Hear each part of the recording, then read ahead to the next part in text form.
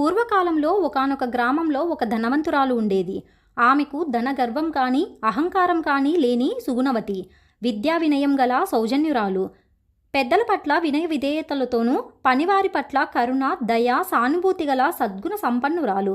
ఈ సుగుణవతికి ఒక తీరని బాధ ఉండేది. చెవిలో చీము కారుతూ ఉండేది. రాత్రులందు సర్పం కలలో కనపడి కాటు వేయబోతూ ఉండేది. అందువల్ల ఆమె మనస్సులో ఎంతో కలవరపడుతూ ఉండేది. ఎన్ని పూజలు చేసినా, ఎన్ని శాంతులు చేయించినా కలలో పాములు కనపడటం, కాటు వేయటం తగ్గలేదు. తనకు కనబడిన వారందరికీ తన బాధలు చెప్పుకొని తరుణోపాయనం చెప్పమని వేడుకొనేది.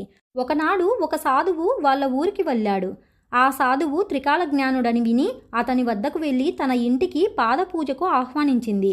అతిథి మర్యాదలు, పాదపూజలు, సమారాధన గడిచాక ఆమె తన బాధలను చెప్పి ఇందుకు గల కారణమేమై ఉంటుందని, ఇవి తొలగే మార్గమేమిటని వినయపూర్వకముగా వేడుకొన్నది. అందుకు ఆ